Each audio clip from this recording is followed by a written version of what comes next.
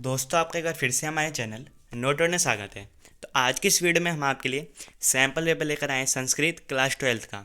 और साथ ही साथ आपको इस वीडियो में इसकी जो ऑफिशियल आंसर की है वो भी देखने को मिलेगी। तो ज़रूर पूरी वीडियो एंड तक देखिएगा ताकि आपको सैम्पल पेपर और आंसर की का पता चल सके। ठीक है, तो चलिए वीडियो शुरू करते हैं। सबसे पहली बात यहाँ पर क्या लिखी है, 80 नंबर का आपका पेपर है, 3 घंटे का आपका समय है। ठीक है, अब इम्पोर्टेंट बात कि सामान्य निर्देश, इसमें क्या लिखा गया है। 12 पेज है इस पेपर में। ठीक है, ये लिखा गया है सबसे पहले। फिर क्या है, 18 क्वेश्चन है और हर क्वेश्चन के जो अंक हैं वो क्वेश्चन के सामने लिखे गए हैं।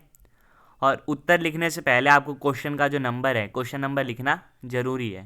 ठीक है, और सभी में जो है कुछ बातें इंस्ट्रक्शन दे रखी है हर क्वेश्चन में, उसको आपको ज़रूर ध्यान से देखना है, तभी आप जो है उस पेपर को सॉल्व कीजिएगा। फिर आता है पेपर का जो पैटर्न है किस तरीके से है। 4 खंड है, क ख ग और घ। खंड क जो है अपठित अवबोधनम। ठीक है, अपठित गद्यांश वाला होगा 10 नंबर का। खंड ख होगा रचनात्मक कार्यम 15 नंबर का। खंड ग होगा अनुप्रयुक्त व्याकरणम, इसमें व्याकरण आएगी 20 नंबर का। खंड घ होगा पठित अवबोधनम, यानी आपके बुक के होंगे 25 नंबर के। और खंड घ का जो है दूसरा पार्ट क्या है, संस्कृत साहित्य इतिहास परिचय, ये 10 नंबर का है। ठीक है, और यहाँ पे वही चीज़ें लिखी गई हैं कि पेपर में 4 खंड है। ठीक है, आपको उसी के हिसाब से जो आंसर लिखना है और हर क्वेश्चन में जो निर्देश दिए उसको ज़रूर पढ़ना है और उसको फॉलो भी करना है। ठीक है, जैसे अभी मैं आपको दिखा दूंगा। सबसे पहला मैंने आपको बताया खंड का 10 नंबर का होगा, अपठित गद्यांश है, आप देख लीजिए। जैसे इसका अ पार्ट आप देख लीजिए क्वेश्चन का, केवल प्रश्न द्वयम, यानी 3 में से कोई 2 करने हैं। साथ में आपको मार्किंग भी दिख रही होगी। आ पार्ट में भी क्या लिखा है, केवल प्रश्न द्वयम, 3 में से कोई 2 करने हैं, 2-2 नंबर के होंगे ये। ई पार्ट क्या है, शीर्षक आपको लिखना है, 1 नंबर का हो गया। फिर ये ई वाला जो पार्ट है, इसमें आपको जैसा बोला गया वैसे आपको इसका उत्तर देना है। केवल प्रश्न त्रयम, यानी कि 4 में से कोई 3 करने हैं। ठीक है, तो ये था हमारा खंड का 10 नंबर का। फिर है खंड ख। खंड ख में देख लीजिए रचनात्मक कार्य। सबसे पहला दूसरा वाला क्वेश्चन कौन सा है, पत्र लेखन। ठीक है, यहाँ पे आपको जो खाली स्थान दिया है उसमें आपको सही वर्ड भरना है। ये कितने नंबर का है, यहाँ आपको दिख रहा होगा राइट साइड में 5 नंबर का है। ठीक है, मंजूषा दी हुई है, इसमें से सही शब्द जो आपको सही जगह पे भरना है। फिर तीसरा प्रश्न क्या है, ये जो मंजूषा में जो ये पद दिए गए हैं उसकी सहायता से जो आपको इन बातों को पूरा करना है। ठीक है, ये भी 5 नंबर का है, तो आपको सही जगह पे सही शब्द भरना है। इसके लिए आपको चॉइस दे रखी है, या तो आप वो कीजिए या तो आप ये संवाद जो है इसे पूरा कर सकते हैं। ठीक है, ये 5 नंबर का है, तो आप इस संवाद को भी जो है पूरा कर सकते हैं। फिर चौथी चीज़ जो इम्पोर्टेंट होती है, अनुवाद। अनुवाद आपको आना चाहिए संस्कृत टू सॉरी आपको हिंदी और इंग्लिश दी होगी, उसको पढ़ के जो आपको संस्कृत में ट्रांसलेट करना है, अनुवाद करना है। तो यहाँ 6 दिए हैं लेकिन आपको केवल 5 करने हैं, तो क्वेश्चन को ज़रूर ध्यान से पढ़िएगा, सभी क्वेश्चन आपको नहीं करने हैं, 6 में से 5 करने हैं। फिर है खंड ग अनुप्रयुक्त व्याकरणम, ये 20 नंबर के इसमें व्याकरण है। जिसमें 5वां क्वेश्चन देख लीजिए, 7 इसमें पार्ट हैं लेकिन आपको क्या लिखा है, केवल प्रश्न षटकम, यानी कि कोई 6 करने हैं। साथ में आपको मार्किंग भी दिख रही होगी, 6 नंबर का है, तो इन 7 में से कोई आपको 6 का करना है। इसमें करना क्या है, संधि और संधि विच्छेद करना है। ठीक है, प्रश्न 6 क्या है, यहाँ आपको 6 पद दिए गए हैं। ठीक है, उसका समास विग्रह करना है। ठीक है, ये कितने नंबर का है, 5 नंबर का। केवल प्रश्न पंचकम, यानी 6 में से कोई 5 करने हैं। तो अब जरूर इस बात को फॉलो कीजिए, संस्कृत के पेपर में यही खास बात होती है कि आपको सभी क्वेश्चन नहीं करने होते, लगभग हर क्वेश्चन में जो आपको चॉइस दी होती है, तो आप कुछ क्वेश्चन छोड़ भी सकते हैं जो आपको मुश्किल लगे।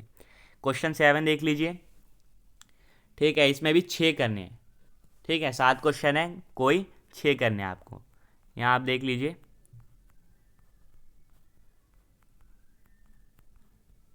ये पद दिए गए हैं, इनको जोड़ के लिखना है या फिर तोड़ के भी लिखना है, तो 7 में से आपको कोई 6 करने हैं।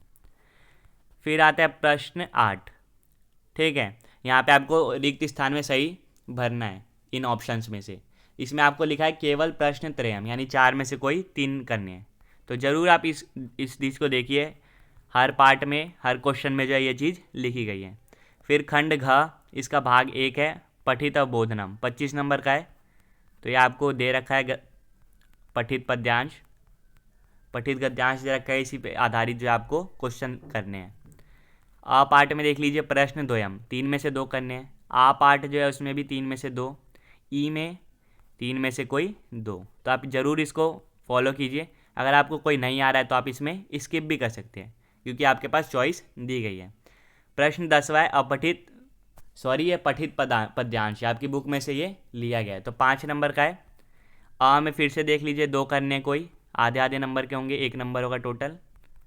आ में आपको कोई 2 करने हैं, 1 नंबर के होंगे।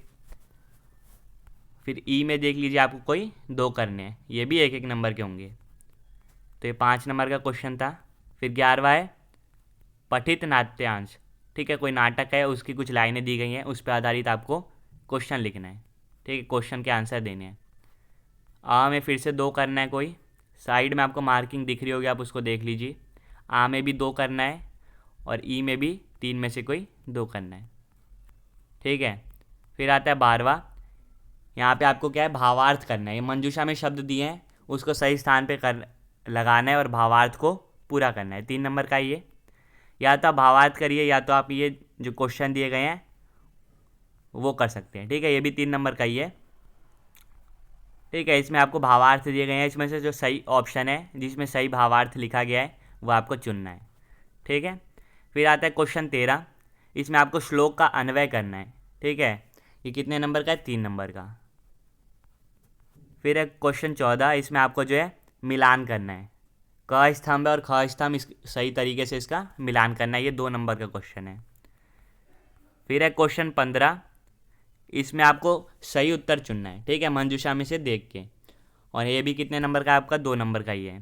5 में से आपको कोई 4 करने हैं। यहाँ ब्रैकेट में लिखा है प्रश्न चतुष्टयम, ये आपको जरूर देखना है क्या चीज़ें आपको दी गई हैं। ये था खंड घ का भाग 1। फिर है भाग 2, ये 10 नंबर का है। इसमें पहला क्या है, इसमें आपको कोई 3 प्रश्नों के उत्तर देने 4 में से, ठीक है।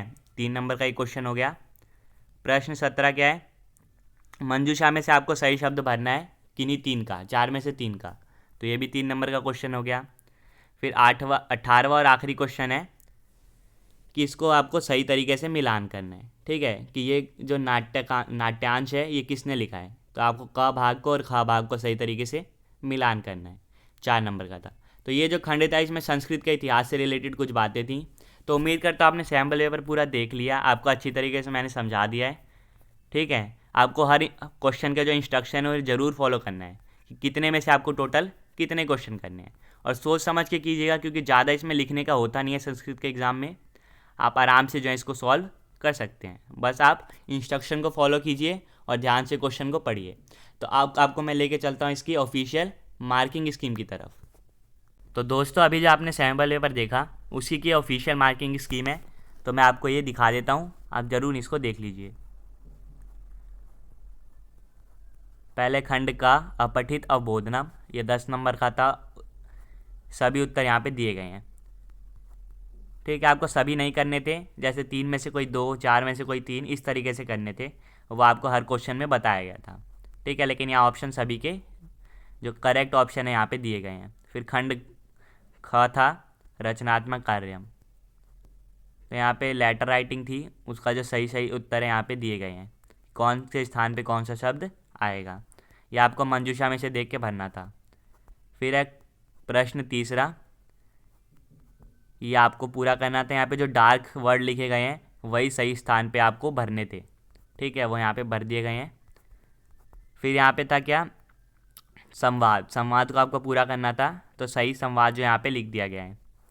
तो सारे आंसर आपको यहाँ पे देखने को मिल जाएंगे। फिर प्रश्न 4 था अनुवाद वाला, उसके भी सही उत्तर आपको यहाँ पे देखने को मिल रहे होंगे, ठीक है। फिर खंड ग अनुप्रयुक्त व्याकरणम, ये 20 नंबर की थी, सभी प्रश्नों के यहाँ पे आपको उत्तर देखने को मिल रहे होंगे। तो आप इससे अच्छी तरीके से अपनी प्रैक्टिस कर सकते हैं। संस्कृत के पेपर में बहुत ज़्यादा आपको चॉइस मिलती है, ठीक है, तो आप जो आपको नहीं समझ आ रहा है आप उसको स्किप भी कर सकते हैं। खंड घ देख लीजिए, भाग 1 है इसका, 25 नंबर का, एक पद में उसका आंसर देना था, वो लिखा गया यहाँ पे। ठीक है, सभी उत्तर यहाँ पे सही तरीके से दिए गए हैं।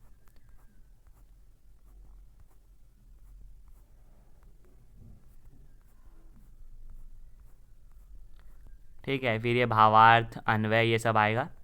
तो ये सभी जो यहाँ पे अच्छी तरीके से उत्तर दिए गए हैं। सारे वैरायटी के क्वेश्चन हैं, कम कम मार्क्स के हैं, इसलिए सारे क्वेश्चन इसमें इंक्लूड कर दिए गए हैं। ठीक है, फिर ये मिलान था, उसका जो सही उत्तर है उसके सामने लिख दिया गया है। ठीक है, ये प्रश्न नंबर 15वां। फिर आता है खंड घ का भाग 2। ठीक है, यह आपका था संस्कृत साहित्याशय सामान्य परिचय, 10 नंबर का था। इसके उत्तर यहाँ पे आपको दिए गए हैं। तो दोस्तों ये थी आपकी मार्किंग स्कीम। उम्मीद करता हूँ आपने मार्किंग स्कीम पूरी देख ली और जो पेपर है वो भी आपने पूरा देख लिया। तो आपसे फिर मिलेंगे नेक्स्ट वीडियो में, तब तक के लिए हाँ, चैनल को सब्सक्राइब करके रख लीजिए और वीडियो दोस्तों के साथ ज़रूर शेयर कीजिए ताकि उनको भी जो है सैम्पल पेपर जल्दी से जल्दी देखने को मिल जाए। आपसे फिर मिलेंगे नेक्स्ट वीडियो में, तब तक के लिए बाय बाय, जय हिंद।